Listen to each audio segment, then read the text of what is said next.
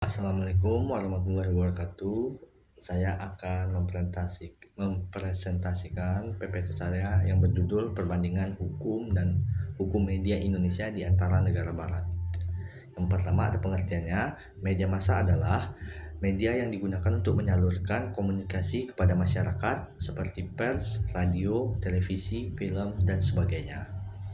Sebagai sarana komunikasi untuk penyebaran informasi dan gagasan kepada publik, media massa mempunyai peranan penting dalam kehidupan manusia di berbagai bidang seperti bidang politik, ekonomi, budaya, sosial, dan sebagainya.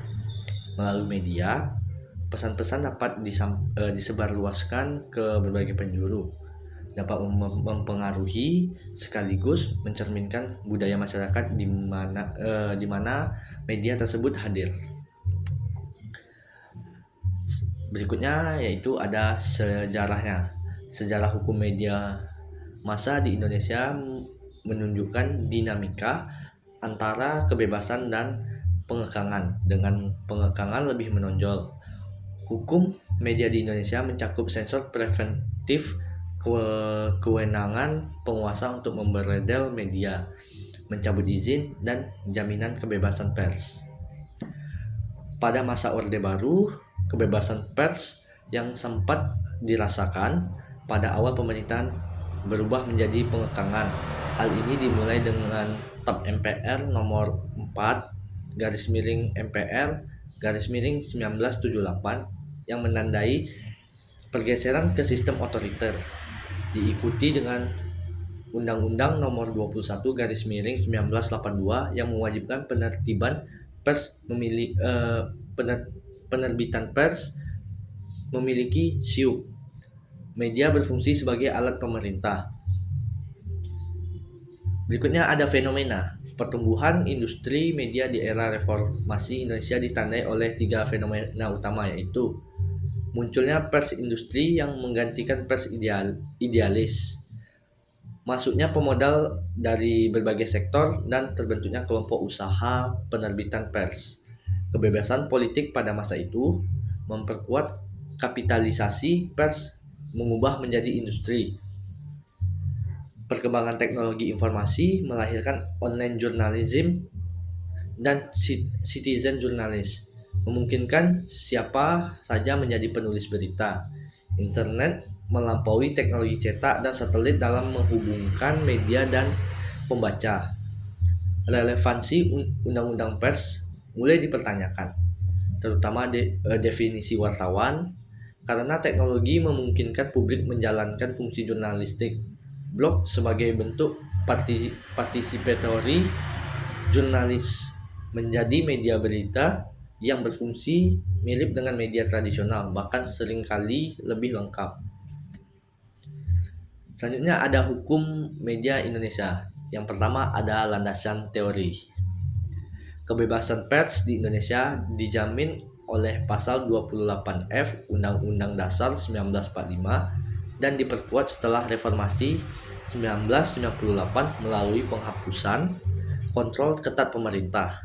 Namun kebebasan ini diimbangi dengan regulasi untuk memastikan tanggung jawab media, mencegah penyebaran informasi menyesatkan, dan mengakomodasi kebebasan berekspresi secara bertanggung jawab. Yang kedua ada landasan utama hukum media di Indonesia.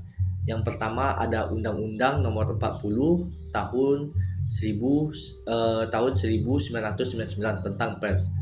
Yang pertama menjamin kebebasan pers tanpa campur tangan pemerintah. Yang kedua, Dewan Pers berperan melindungi kebebasan pers, mengawasi kode etik, dan menyelesaikan sengketa melalui mekanisme non-pidana. Undang-Undang nomor 32 tahun 2002 tentang penyiaran mengatur penyiaran radio dan televisi. Komisi Penyiaran Indonesia atau KPI bertugas mengawasi konten sesuai norma masyarakat, sementara izin penyiaran wajib dipenuhi.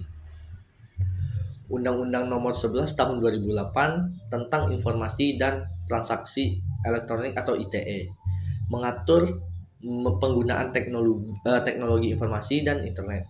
Beberapa pasal seperti pencemaran nama baik, dan ujaran kebencian dianggap multitafsir dan berpotensi membatasi kebebasan berekspresi. Yang ketiga, ada tantangan dalam implementasi hukum media. Yaitu ada kebebasan pers versus regulasi. Kebebasan pers sering terancam oleh penggunaan Undang-Undang ITE terhadap jurnalis dan pengguna media sosial yang dikritik sebagai pembatasan kebebasan berekspresi. Selanjutnya ada independensi media. Independensi media menghadapi tekanan politik dan ekonomi dengan kepemilikan media besar sering terkait afiliasi politik memunculkan kekhawatiran bias editorial. Pengawasan konten digital. Pemerintah memblokir konten digital atas dasar keamanan nasional atau moralitas. Namun langkah ini kerap dianggap berlebihan oleh masyarakat sipil. Yang keempat, ada peran dalam hukum media. Yang pertama ada Dewan Pers, mengawasi etika jurnalistik dan menyelesaikan sengketa media, namun hanya mencakup media konvensional, tidak termasuk media digital. Yang kedua ada Komisi Penyiaran Indonesia atau KPI, bertugas mengawasi konten penyiaran meski keberpihakan kadang dipertanyakan, terutama dalam kasus media besar. Yang ketiga ada masa depan hukum media, fokus pada pembaruan Undang-Undang ITE untuk menghilangkan pasal multitafsir, pengaturan media digital untuk akuntabilitas tanpa mengurangi kebebasan berekspresi, dan peningkatan perlindungan hukum bagi jurnalis. Yang kelima ada perbandingan hukum media Indonesia dengan Barat. Yang pertama ada kebebasan pers.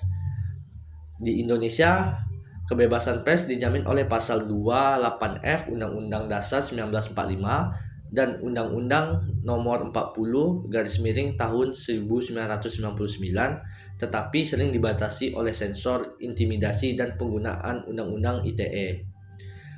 Sedangkan kebebasan pers Barat lebih kuat dilindungi oleh Amandemen Pertama atau AS atau Konvensi Eropa tentang Hak Asasi Manusia atau ECHR, dengan perlindungan hukum yang lebih baik dan minim sensor, regulasi, dan pengawasan. Regulasi dan pengawasan. Regulasi dan pengawasan di Indonesia diawasi oleh Dewan Pers dan KPI. Namun kebijakan kadang dianggap ketat atau bias. Sedangkan regulasi dan pengawasan di Barat, pengawasan lebih teknis dan fokus pada etika, seperti FCC atau Ofcom, tanpa intervensi signifikan terhadap isi berita. Selanjutnya ada yang ketiga, kontrol pemerintah. Kontrol pemerintah Indonesia memiliki pengaruh besar melalui regulasi dan tekanan politik. Dengan media pemerintah sering digunakan untuk agenda tertentu. Sedangkan kontrol pemerintah Barat, media lebih independen, intervensi pemerintah jarang terjadi, dan kontrol dilakukan melalui hukum dan transparansi. Yang keempat ada isu teknologi dan media digital. Isu teknologi dan media digital di Indonesia diatur melalui Undang-Undang ITE, namun klausul multitafsir sering memicu efek pembungkaman terhadap kebebasan berekspresi. Sedangkan isu teknologi dan media digital di Barat, regulasi berfokus pada perlindungan data atau misalnya GDPR di Eropa, dan isu ujaran kebencian atau berita palsu dengan sanksi lebih jelas dan spesifik. Kesimpulannya adalah hukum media di Indonesia memiliki perjalanan yang dinamis, mencerminkan perubahan politik, sosial, dan teknologi yang memengaruhi regulasi dan implementasinya. Sebagai sarana komunikasi massa, media di Indonesia mengalami pasang surut antara kebebasan dan pengekangan, mulai dari era Orde Baru hingga reformasi pasca 1998. Reformasi membawa kebebasan pers yang lebih luas, meskipun masih terdapat tantangan seperti tekanan politik, ekonomi, dan multitafsir regulasi seperti Undang-Undang ITE. Dalam perbandingannya dengan negara-negara Barat, hukum media Indonesia cenderung lebih diwarnai oleh kontrol pemerintah yang signifikan, sementara negara-negara barat umumnya menawarkan perlindungan lebih kuat terhadap kebebasan pers. Meski demikian, keduanya menghadapi tantangan dalam menyesuaikan regulasi dengan perkembangan teknologi digital, termasuk munculnya citizen journalism, jurnalis, dan media sosial. Sekian presentasi dari saya. Assalamualaikum warahmatullahi wabarakatuh.